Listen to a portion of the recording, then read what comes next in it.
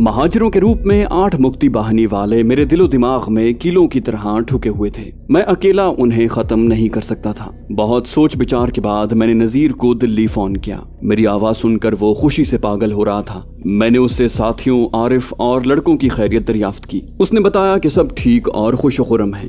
मैंने उसे कहा कि आरिफ को बुला लाए, मैं आध घंटे बाद दोबारा फोन करूंगा। नजीर ने मुझे बताया था कि नया ग्रुप लीडर आ चुका है, इसलिए मैंने बावजूद बेइंतहा ख्वाहिश के साथियों से बात करना मुनासिब न समझा। मुबादा नया ग्रुप लीडर साथियों से मेरे राब्ते को अपने काम में मुदाखलत समझे, इसीलिए मैंने महज उनकी खैरियत दरियाफ्त की थी। ठीक आध घंटे बाद खटमंडू से लाइटनिंग कॉल पर दिल्ली से दोबारा राब्ता हुआ तो नजीर के साथ आरिफ भी मौजूद था। मैं खुले तौर पर तो उन्हें यहाँ के हालात और अपनी जरूरत के बारे में बता नहीं सकता था, इसलिए ढके छुपे अल्फाज में उन्हें कहा कि यहाँ खटमंडू में अकेला बहुत बोर हो रहा हूँ और दोस्तों से मिलने की बहुत ख्वाहिश है। आप कैसर को कहें कि अपने 3-4 साथियों समेत फौरन खटमंडू आ जाए और पूरी तैयारी से आए। यहाँ भी सर्दी है, उनकी आमद से माहौल गर्म हो जाएगा। आरिफ मेरा मतलब समझ चुका था। उसने जवाब दिया कि कल सुबह ही वो कैसर से मिलेगा और इंशाल्लाह अगले रोज तुम्हारे दोस्त खटमंडू के लिए रवाना हो जाएंगे। उसने मुझे कल उसी वक्त दोबारा फोन करने को कहा। मैंने उन्हें फिर अपने साबिका साथियों को मेरा सलाम कहने और कंपार्टमेंटेशन की वजह से फोन पर गुफ्तगू न करने की माजरत की।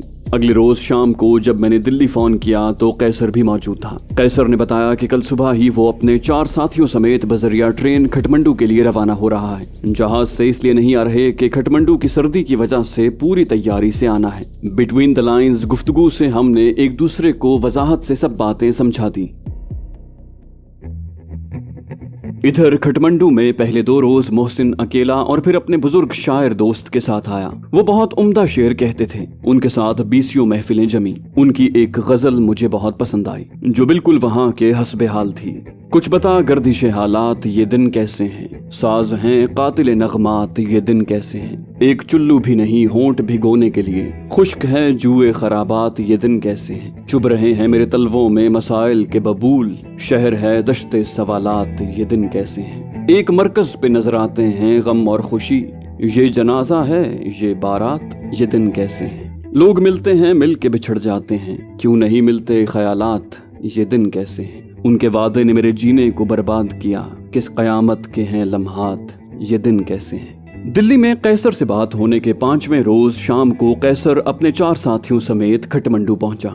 हम यूं गले मिले जैसे बरसों के बिछड़े भाई अचानक मिलते हैं। मैं उनसे बहुत सी बातें करना चाहता था, लेकिन मुसलसल सफर से थकावट के आसार उनके चेहरों पर नुमाया थे। मैंने उनके लिए अन्नपूर्णा होटल के करीब ही एक आला दर्जे के टूरिस्ट होटल में कमरे बुक करवाए थे। उन्हें होटल में छोड़कर मैं वापस आ गया और मुफस्सल गुफ्तगू अगले रोज दोपहर के खाने के दौरान करने का फैसला किया।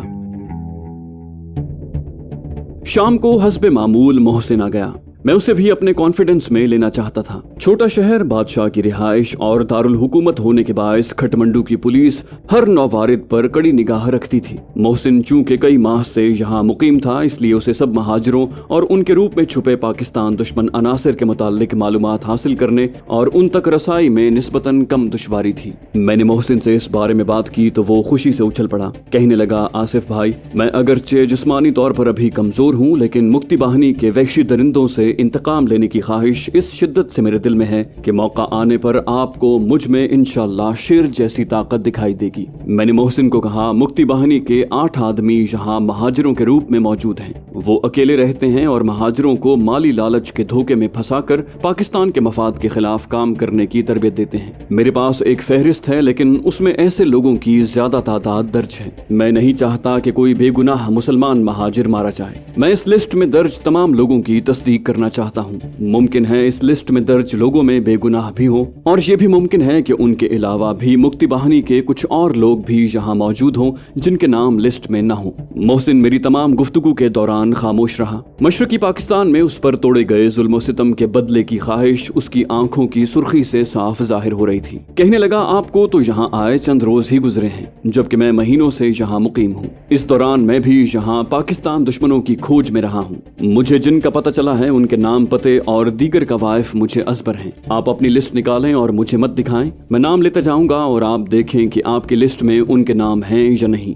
मैंने लिस्ट निकाली। मोहसिन मेरे सामने ही सोफे पर बैठा हुआ था। वो एक एक करके नाम लेने लगा। मैं हैरान था कि उसके बताए हुए तमाम नाम लिस्ट में मौजूद थे। लिस्ट के सारे नाम खत्म हो गए, लेकिन वो न रुका। मैंने एक अलहदा कागज पर वो सब नाम और पते लिख लिए। ये उन महाजिरों के नाम थे जिन्हें मुक्ति बाहिनी वाले प्लांट करने में कामयाब हो गए थे। मोहसिन ने बताया कि उनमें से 3 महाजिर अपनी फैमिली यहीं छोड़कर पाकिस्तान जा चुके हैं और उनसे ये वादा किया गया है कि जब वो पाकिस्तान से मतलूबा मालूमात खटमंडू भेज देंगे तो उनकी फैमिली को भी पाकिस्तान भेज दिया जाएगा। मैंने मोहसिन को टोका और सवाल किया कि पाकिस्तान भेजने के तमाम इंतजाम, जाने वालों की लिस्टें और शेड्यूल तो पाकिस्तानी सिफारत खाने के हाथ में है। फिर मुक्ति बाहिनी के ये एजेंट अपनी मर्जी से कैसे पूरी फैमिली में से एक फर्द को पाकिस्तान भिजवाते हैं और बकिया फैमिली को रुकवा सकते हैं। मोहसिन हंस पड़ा और कहने लगा, आसिफ भाई, सब कुछ मुमकिन है। एम्बेसी में 10,000 रुपए देकर अगले रोज जाने वाली फ्लाइट पर जाने वालों की फहरिस्त से किसी का भी नाम कटवा कर अपना नाम लिखवाया जा सकता है और इसी तरीके से मेरे बताए तीनों महाजिर पाकिस्तान जा चुके हैं।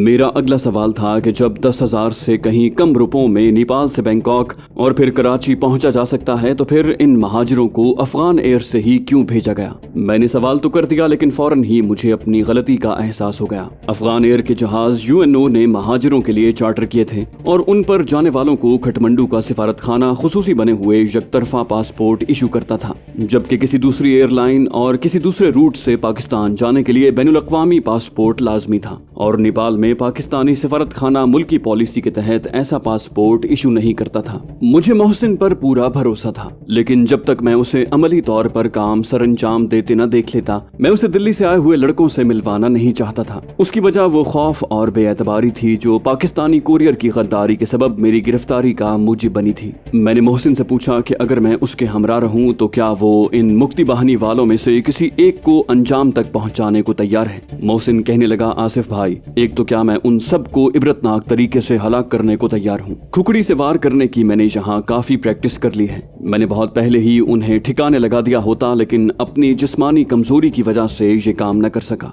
आप साथ हों और अगर मैं कहीं कमजोर पड़ जाऊं तो मेरी मदद करें तो मैं ये काम बिला तौक़ुफ़ के करने को तैयार हूँ। मैंने मोहसिन को अच्छी तरह से ठोंक बजाकर उसे आइंदा रात 8 बजे अपनी खुकड़ी साथ लाने और अपना पहला शिकार खुद मुंतखब करने का कहकर रुखसत कर दिया। दूसरे रोज दोपहर को मैं टूरिस्ट होटल गया। कैसर और चारों लड़के मेरे इंतजार में थे। खाने के बाद हम सब कैसर के कमरे में गए और वहाँ मीटिंग शुरू हुई। मैंने उन्हें यहाँ के तमाम हालात तफसीलन बताकर कहा कि मुक्ति बाहिनी के 8 आदमी यहाँ पूरी आजादी से अपनी सरगर्मियों में मसरूफ हैं, उन्हें ठिकाने लगाना है। मैंने उन्हें बताया कि एक बिहारी महाजिर भी हमारे साथ इस काम में शरीक होगा और पहला शिकार वही करेगा। लड़के अपने साथ रिवॉल्वर, पिस्तौल और बड़े चाकू लाए थे। मैंने उन्हें कहा कि यहाँ सिर्फ चाकू इस्तेमाल किए जाएंगे क्योंकि बारूदी असलहे की आवाज से हमसाए फौरन बेदार हो जाएंगे। मैंने उन्हें कहा कि अगर हमने हर रोज 1-2 शिकार किए तो पुलिस चौकन्नी हो जाएगी, इसलिए ऐसा प्रोग्राम बनाना चाहिए कि एक रात में ही सबको ठिकाने लगा दिया जाए। पुलिस के अलावा चूंकि मुक्ति बाहिनी वालों का भी आपस में राब्ता है, इसलिए अगर हर रोज उनकी 1-2 लाशें गिरने लगी तो बाकी खौफजदा होकर गायब हो जाएंगे और हमारा मिशन अधूरा रह जाएगा। बिलाखिर फैसला ये हुआ कि उस रात के मिशन को, जिसे मोहसिन ने सरअंजाम देना था, मुलतवी कर दिया जाए और आज रात मोहसिन सारे मुक्ति बाहिनी वालों के घर और अगर मुमकिन हो तो उनकी शक्लें दिखा दे और लड़के उन घरों से भाग निकलने के महफूज रास्ते भी देख लें। मुक्ति बाहिनी वालों की टाइमिंग भी नोट की जाए कि वो कब अपनी महफिलें बर्खास्त करते हैं। जब सब तैयारियां मुकम्मल हो जाएं तो मोहसिन को मिलाकर 6 अफराद के 2 ग्रुप बनाए जाएं और एक रात में ही दोनों ग्रुप मिशन मुकम्मल कर लें। मैं दोनों ग्रुपों की निगरानी करूं और अगर जरूरत महसूस हो तो असलहा इस्तेमाल करूं। पहला ग्रुप रात 9 बजे अपना काम शुरू करेगा, जबकि दूसरा ग्रुप उसकी निगरानी करेगा। पहले ग्रुप के काम खत्म होते ही दूसरा ग्रुप अपने टारगेट्स को जाएगा, जबकि पहला ग्रुप उसकी निगरानी करेगा। सब लाजिमन दस्ताने पहनेंगे और काम के बाद अपने चाकू एक थैले में डालकर मुझे देंगे, जिन्हें मैं शहर से बाहर किसी पहाड़ी खो में फेंक दूंगा। उनसे तमाम तफसीलात तय करके मैं होटल चला आया। लड़के 2-2 की टोलियों में शहर की सैर को निकल गए। कैसर मुझसे तन्हाई में कोई बात करना चाहता था, इसलिए मैं उसे अपने हमरा होटल ले आया। होटल के कमरे में आकर मैंने कॉफी का ऑर्डर दिया और कैसर से दिल्ली के हालात पूछे। उसने बताया कि लड़कों की सरगर्मियां और जोश बिल्कुल खत्म होके रह गए हैं। गिराज में जहां बिला नागा हर शाम लड़के इकट्ठे होते थे, अब कभी कभार ही आते हैं और इधर उधर की बातें करके चले जाते हैं। मैंने वजह पूछी तो पहले तो वो जवाब देने से कतराने लगा, लगा, लेकिन मेरे जोर देने से वो आखिर फट पड़ा। बोला, क्या कहूँ, आपने जिस मोहब्बत और जज्बे से सबको इकट्ठा किया और तरबियत दी थी वो अब सिरे से ही मफकूद है। आपके जाने के बाद जब तक हबीब ग्रुप लीडर रहा वो हमसे बिल्कुल आपकी तरह घुल मिल कर रहता था। हमें आपकी कमी जरूर महसूस होती थी, लेकिन उसने हमारे जज्बे, जुर्रत और वलवले में कोई फर्क न आने दिया। लेकिन जब से नया ग्रुप लीडर आया है उसके रवैये से हालात बिल्कुल बदल गए हैं। उसने हबीब और दूसरे साथियों को हमसे मिलने से रोक दिया है। उसने अपनी रिहाइश अब भी नजीर साहब के यहाँ बाकी साथियों के हमरा रखी हुई है। हम पहले की तरह जब भी हबीब और दूसरे साथियों से मिलने गए वो बड़ी रुखाई से पेश आया। उसके रवैये से लड़के बहुत बददिल हो चुके हैं। ये सब कुछ बताकर कैसर ने मुझे नजीर का खत दिया। नजीर ने लिखा था कि वो अपनी जवान बच्चियों के हमरा घर में रहता है। ये मालूम होने के बाद कि आप लोग कौन थे और दिल्ली में क्या कर रहे थे, उसने हर तरह का खतरा मोल लिया और अपने घर को आपके लिए पनाहगाह बना दिया। लेकिन आखिर कब तक वो और उसके घर वाले खौफ और दहशत की हालत में रहेंगे। मेरी गिरफ्तारी के दौरान और फरार के बाद आज तक उन्हें हरदम ये धड़का लगा रहता है कि न जाने किस वक्त फौज और पुलिस वाले धावा बोल देंगे। मेरे बंबई जाने के बाद उसने हबीब को अपने खदशात बताए तो उसने नए ग्रुप लीडर के आने तक की मोहलत मांग ली। नया ग्रुप लीडर आ गया तो उससे बात की और उसे सराय बैरम खान में एक मुतबादिल जगह भी दिखाई, लेकिन अभी तक उन्होंने घर खाली नहीं किया। नजीर ने बड़े दर्द भरे अंदाज में लिखा था कि मुसलमान होने के नाते उसने इतना बड़ा खतरा मोल लिया था, लेकिन क्या अब इस बात का इंतजार किया जा रहा है कि कब भारतीय हिंदू फौजी उसकी बेटियों की रुसवाई करें। नजीर ने खत के आखिर में लिखा था, खुदारा हमें इस अजियत से निजात दिलाने की कोई तदबीर करें और हमें इस चीज की सजा न दें कि हमने अपने पाकिस्तानी मुसलमान भाइयों को बेपनाह खतरात के बावजूद पनाह दी। खत पढ़कर मैंने कैसर की तरफ बढ़ा दिया। वो मेरे चेहरे से तासुरात का अंदाजा लगा रहा था। कहने लगा, नजीर ने ये खत मुझे पढ़ा कर ही लिफाफे में बंद किया था। हमने हबीब से भी यहाँ आने से पहले इस मसले पर बात की थी। वो सब कुछ जानते हुए भी मजबूर हैं। डाक का पैकेट ग्रुप लीडर अपने सामने बंद करवाता है। उसी घर में रहने की वजह से ट्रांसमीटर पर मुख्तसर पैगाम भी उसकी मौजूदगी में ही भेजा जाता है। नजीर ने आपको ये खत अपनी आखिरी कोशिश समझते हुए भेजा है। अगर जल्द ही उसे कोई मुस्बत जवाब न मिला तो फिर हम गिराज वाले इस मामले को अपने हाथ में ले लेंगे। हमारे मुतालिक तो आप जानते ही हैं कि हमने कभी अपनी जान की परवाह नहीं की। पाकिस्तान की खातिर अगर हम भारतीय फौज और DMI वालों से भिड़ सकते हैं तो अपनी बहनों की इज्जत बचाने के लिए एक लावारिस पाकिस्तानी जासूस को ठिकाने लगाना हमारे लिए बच्चों का खेल होगा। मैंने उसे तसल्ली दी और यकीन दिलाया कि मैं अपनी पूरी कोशिश करूंगा कि ये मसला जल्द अज जल्द सुलझ जाए। 3 रोज बाद मैंने पाकिस्तान जाने वाली डाक में अपने थैले में नजीर का खत और कैसर के इरादों के मुतालिक तफसीलन लिख कर भेजा। नतीजतन उस ग्रुप लीडर को वापस बुलाकर हबीब को ग्रुप लीडर बना दिया गया, जिसने सराय बैरम खान में शिफ्ट होकर दिल्ली में मेरे बनाए हुए हमदर्द जाननिसारों के नेटवर्क को बिखरने से बचा लिया। ये तफसीलात मुझे बाद में कैसर और नजीर के खुतूत से मिली, जिनसे खटमंडू क़याम के दौरान मैंने मुस्तकिल राब्ता रखा था।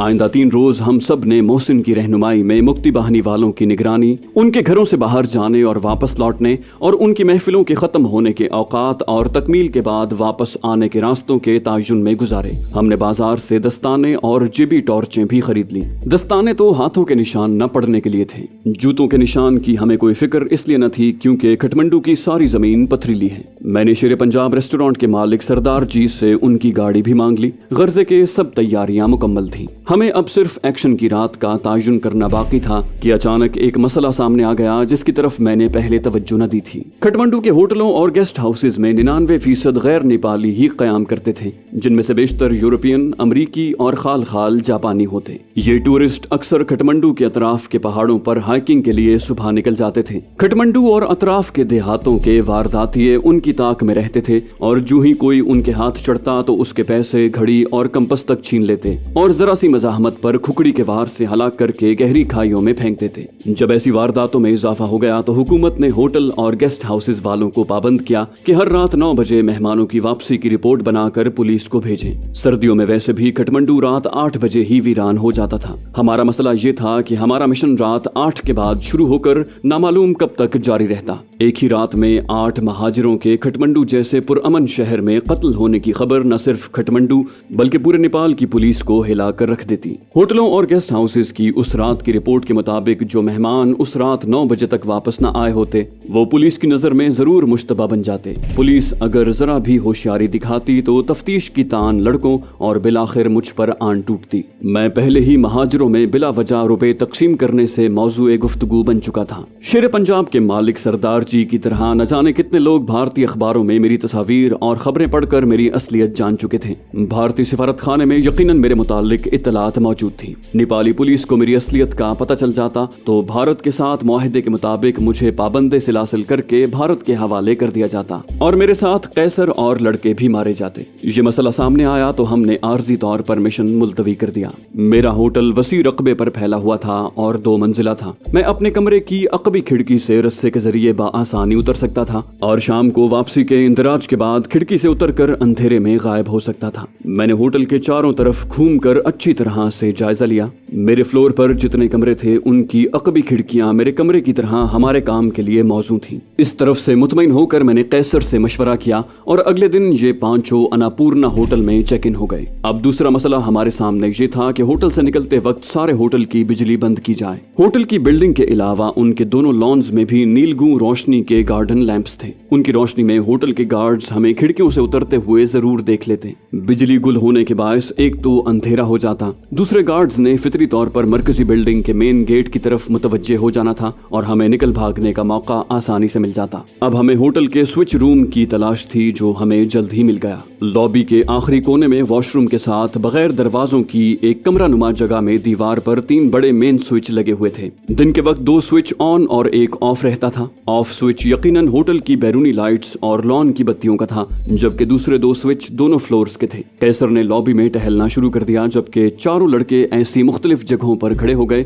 जहां से कैसर को इशारों से पैगाम दिया जा सके। मैंने रिसेप्शन पर जाकर स्टाफ से नेपाल के मुख्तलिफ ब्रोशर मांग कर उन्हें अपनी तरफ उलझा लिया। लॉबी में बैठे चंद लोगों को अपनी तरफ मुतवज्जे करने के लिए एक लड़का यकायक जोर से चिल्लाने लगा कि उसने फर्श पर बिछे कारपेट के अंदर एक सांप को घुसते देखा है। सबकी तवज्जो उसकी तरफ मबजूल हुई और कैसर स्विच रूम में दाखिल हो गया। 1 मिनट के अंदर ही वो बाहर आया। हम अभी सांप देखने वाले लड़के से सवाल ही कर रहे थे कि कैसर ने इशारा किया और हम एक एक करके बाहर आ गए। कैसर ने बताया कि उसने बैरूनी रोशनी वाले मेन स्विच का एक फ्यूज निकाल दिया है और बाजार से वैसे ही 2 फ्यूज खरीदने हैं। बाकी लड़के वापस होटल चले गए और कैसर और मैं बाजार से 1 घंटे में 2 फ्यूज खरीद लाए। मैंने मौका मिलते ही स्विच रूम में असली फ्यूज लगा दिया। अब हमने अपने मिशन की बाकी जुजियात पर सोचना शुरू किया। छोटा शहर होने के बायस खटमंडू में दिल्ली और बम्बई की निस्बत मिशन कामयाबी से पूरा करना बहुत ज्यादा दुश्वार था। बिजली गुल करने का जिम्मा कैसर ने लिया। एक फैसला ये हुआ कि अगर एक कमरा ग्राउंड फ्लोर पर ले लिया जाए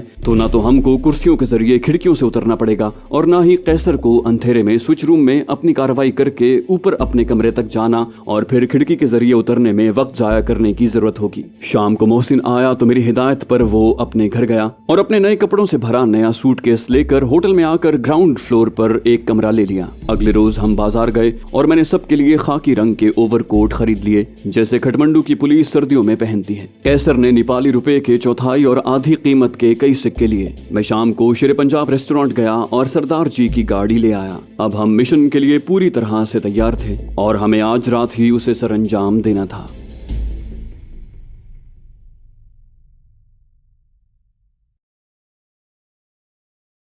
तो दोस्तों ये थी हमारी आज की एपिसोड। उम्मीद करते हैं आपको हमारी कहानी पसंद आई होगी। जाने से पहले इस वीडियो को लाइक कीजिए और शेयर करना मत भूलिए। कमेंट करके हमें बताइए कि आपको हमारी वीडियो कैसी लगी और अगर अभी तक आपने इस चैनल को सब्सक्राइब नहीं किया तो इसे सब्सक्राइब कीजिए और बेल आइकन दबाकर ऑल नोटिफिकेशंस ऑन कर लीजिए।